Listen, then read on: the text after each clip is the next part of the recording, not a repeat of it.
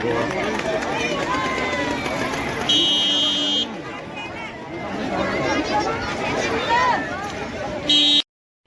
आज का जो एक कैंप लग रहा है, इसकी सूचना कब मिली आपको और आप क्या देखते हैं यहाँ पे और कौन सी संस्था के साथ जुड़े हुए? सर, मैं तेजराम जी, जनरल मैनेजर ऑफ संभावना फाउंडेशन। इसकी सूचना सर हमें परसों ही मिल गई थी रेड क्रॉस के द्वारा और गौरव गौतम जी के द्वारा दी गई थी कि यहाँ पे निःशुल्क जो हम काम करते हैं, हमारी जो संस्था काम करती है वो नीडी लोगों के लिए, गरीब लोगों के लिए निःशुल्क free health checkup, general physician, आंखों का चेकअप, दवाइयाँ, चश्मे सब मुफ्त दिए जाते हैं। तो अगर आम जनता को अगर संपर्क करना पड़े तो आपसे किस तरीके से संपर्क हो? सर, हमारा एक हेल्पलाइन नंबर है, एम्बुलेंस पे लिखा हुआ है, पर्चे पे भी है सर, कोई भी संपर्क कर सकता है सर। और कितने तकरीबन लोगों का आपने चेकअप कर दिया अभी? अब तक हमने 75 लोगों का चेकअप सर कर दिया है जनरल में, और सर 45 लोगों का ब्लड टेस्ट जो किया है 45 लोगों का कर चुके हैं सर अब तक, और 73 आई चेकअप कर चुके हैं सर। तकरीबन कितना आइडिया है कि यहाँ पे कितना अभी एक चेकअप कैंप जो चल रहा है? सर, जिस हिसाब से यहाँ पे लोगों की भीड़ देखी गई है, उस हिसाब से कम 200 प्लस चेकअप पहुँचे। क्या लगता है इस कैंप के द्वारा क्या मैसेज जाएगा आप समाज? सर, हमारा जो मैसेज है लोगों को, जो लोग अस्पताल तक नहीं पहुँच पाते, जो गरीब लोग हैं, जो जिनके पास पैसे की सर वो है, वो अस्पताल तक नहीं पहुंच पाते, इसलिए हमने एक प्रोजेक्ट चलाया हेल्थ करण बीच के नाम से कि उनको घर घर जाके दवाइयाँ, चश्मे सब मुफ्त दी जाए। तो इसकी संस्था कैसे चलाते हो आप लोग, कैसे कवर करते हो यहाँ पे? हमारी जो ये संस्था चलाई जा रही है सर विक्टोरिया फाउंडेशन के द्वारा, और हम इनका पूरी टीम का हाथ जोड़ के धन्यवाद करते हैं कि जो उन्होंने हमें सेवा का मौका दिया सर। आगे भी इस तरीके की सेवाएं चलती रहेंगी? सर बिल्कुल, निरंतर सर चलनी है। ठीक।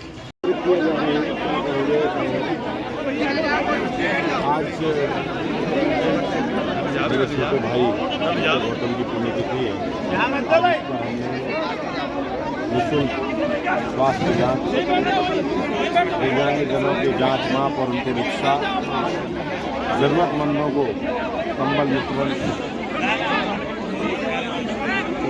आइस चेकअप कैंप और चश्मे कटवाना, ऐसा समाज का काम जो जरूरतमंदों को हो सके वो करने का एक छोटी पहल करी है।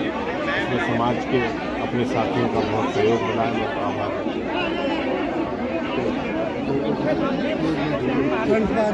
ये कार्यक्रम हर साल इस तरीके से ही चलता रहेगा? उसकी पुण्यतिथि पर, आदित्य गौतम की पुण्यतिथि पर ये सभा कार्यक्रम हर साल समाज सेवा या काम हो, समाज के लिए उसमें लोगों ने आपको भी समस्याएं भी आज के दिन बताई है। विकलांगों को भी, जैसे दिव्यांग महिलाओं में काफ़ी समस्याएं होती है, शहर में 100% होने के बाद भी जो है फायदा नहीं मिलता। नहीं, हमने यहाँ पर उनके लिए साइकिल की व्यवस्था और उनकी जो भी समस्या है वो सुनी है। अगर कोई ऐसी तुरंत उसका निराधान हो सके तो तुरंत उसका समाधान करेंगे और उनको साइकिल वितरण का कार्यक्रम रजिस्ट्रेशन के साथ में।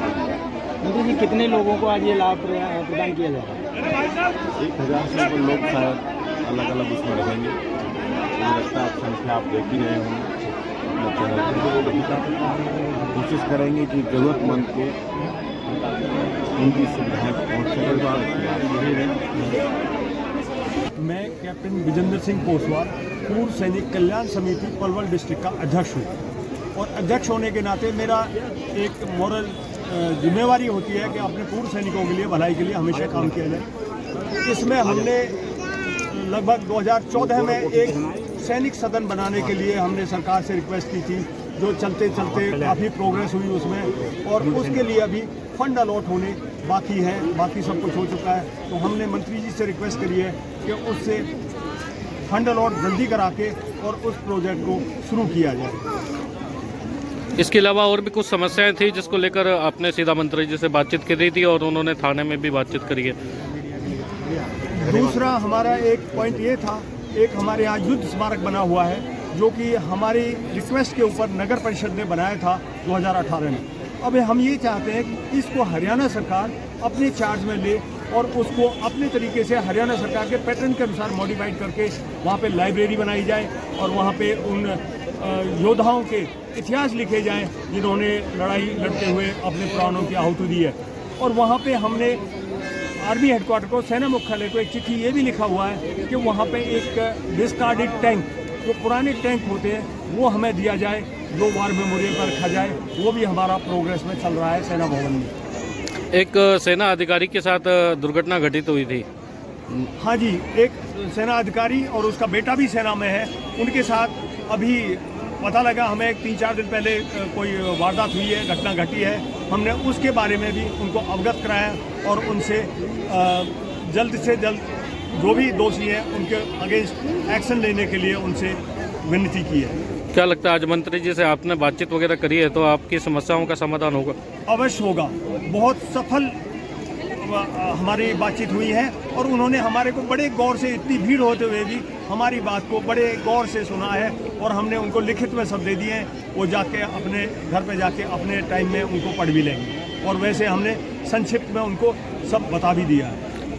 आप संतुष्ट हैं मंत्री जी के? बिल्कुल, हम पूरी तरह से संतुष्ट हैं और हमें 100% ये पूर्ण विश्वास है कि हमारी समस्याएं जो भी हमने उनके सामने रखी है जल्दी ही समाधान होंगे। इससे पहले भी कभी आपने मंत्री जी के आगे कोई समस्या कर रखी? नहीं, इनके पहले हमने कोई इनके सामने नहीं रखी। पुरानी सरकार थी, उनके सामने हम हमेशा रखते रहे। तकरीबन कितनी पुरानी समस्या है जिनको लेकर आप ज्यादातर? देखिए, जो सैनिक सदन वाली है वो 10 साल पुरानी है, 10 साल से चली आ रही है, लेकिन ऐसा नहीं है कि 10 साल से उसमें कुछ नहीं हुआ। उसके ऊपर काफ़ी काम हुए हैं। एक बहुत लंबा प्रोसीजर था जो चलते चलते एक आखिरी उस पर पहुँच गया है पड़ाव में, जब उसको कंप्लीशन होने के लिए। तो कुल मिला के अब आपके संतुष्टि है कि मंत्री जी के द्वारा कार्य हो जाए? नहीं, बिल्कुल पूरी संतुष्टि हमें और अवश्य होगा। पहली सरकारों ने भी किया हुआ, लेकिन ये प्रोजेक्ट इतने लंबे हैं कि उनको समय लगता है बनने में। ठीक है जी। अब तो वो आखिरी पड़ाव में सैनिक सदन और वार मेमोरियल, ये तो अब बहुत जल्दी समस्याओं का समाधान हो। ठीक।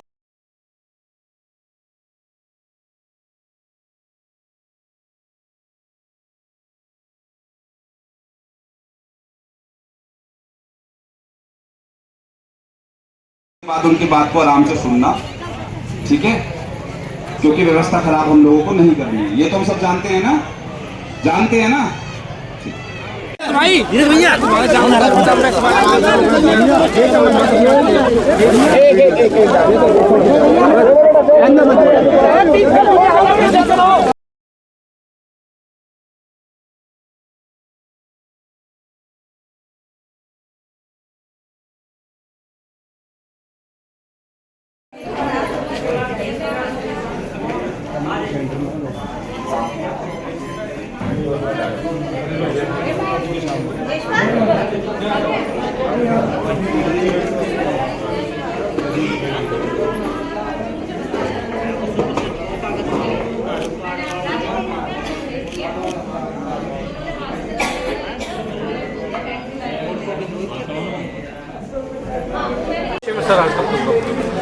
जैसा कि प्रतिवर्ष 3 दिसंबर को विश्व विकलांग दिवस मनाया जाता है और जिला रेड क्रॉस सोसाइटी जैसे कि विकलांगों के कल्याण के लिए कार्य करती है, तो इसी कड़ी में जो हमारे दिव्यांगजन हैं जिनको बैटरी चालित जो ट्राईसाइकिल की ज़रूरत है, तो उनके असेसमेंट के लिए आज शिविर का आयोजन किया गया है। यह शिविर हमारा जो SBI बैंक कानपुर है उसने एलिम्को को कुछ CSR के तहत फंड दिया है, तो उसी कड़ी में ये कैंप आयोजित किया जाता है। वैसे एलिम्को की गाइडलाइन के अनुसार जो 80% से ज़्यादा दिव्यांग होते हैं उनको बैटरी चालित ट्राईसाइकिल दिया जाता है, लेकिन आज ये स्पेशल कैंप है जिसमें 70% से 100% वालों को ट्राईसाइकिल के लिए चिन्हित किया जाएगा।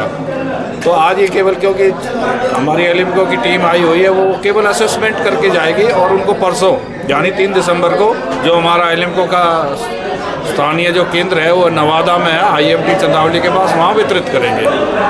तो आज के इस कार्यक्रम में जिला रेड क्रॉस सोसाइटी और आदित्य मेमोरियल जो ट्रस्ट है उसका सहयोग है और हम दिव्यांग भाइयों के लिए सेवा के लिए मेरी जिला रेड क्रॉस की टीम पूरी यहाँ कार्यरत है।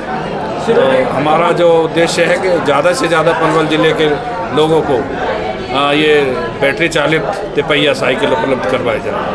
कहाँ के लोगों को बुलवाया गया है? इसमें बेसिकली ये तो पलवल ज़िले के लोगों के लिए भी है, अगर कोई सराउंडिंग डिस्ट्रिक्ट का भी आता है तो उसको भी कवर करेंगे।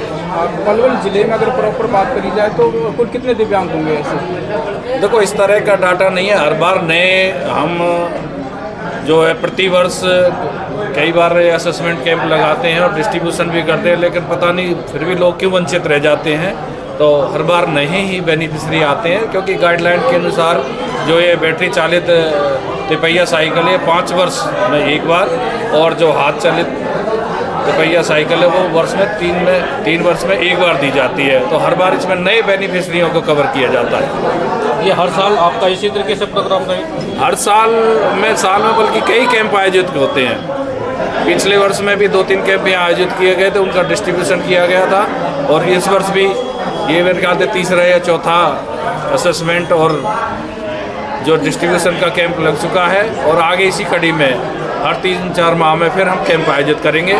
और हम विशेषकर इनको खंड स्तर पर भी आयोजित करते हैं, बड़े बड़े गाँवों में भी आयोजित करते हैं, लेकिन आज का ये शिविर है जो हमारा जिला लेवल का ही कैंप। सचिव साहब, बहुत से लोग कैंप का फ़ायदा उठाने में चूक जाते हैं, तो उनके लिए भी कोई सुविधा है?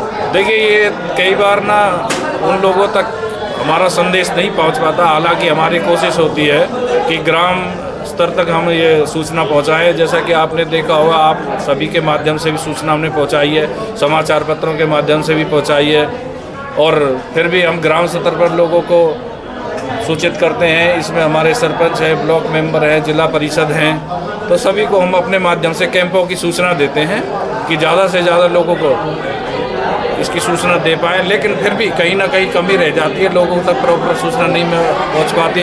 बहुत से लोग खुद आना नहीं चाहते, क्योंकि हर एक आदमी को डोर स्टेप पर सुविधा चाहिए।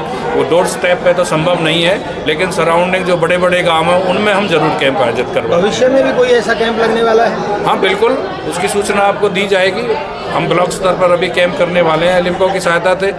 तो ये हमारा जो कि खुशकिस्मती है कि पहले आइलिमको की टीम कानपुर से आती थी, लेकिन अब माननीय केंद्रीय मंत्री कृष्णपाल गुर्जर जी के निर्देशन अनुसार एक सेंटर जो हमारा नवादा में, फरीदाबाद में खुल चुका है, तो उसका हमारे क्षेत्र को बहुत फ़ायदा हो रहा है। कोई भी बेनिफिशियरी अगर कैंप में ना आके सीधा नवादा भी जा सकता है। अभी तक कितने लोगों को ये ई रिक्शा प्रोवाइड कर दी गई? इस तरह का डाटा तो अभी मेरे पास उपलब्ध नहीं है, लेकिन आज के असेसमेंट का बता चुका हूँ मैं। लगभग 20 लोगों को असेस किया जा चुका है।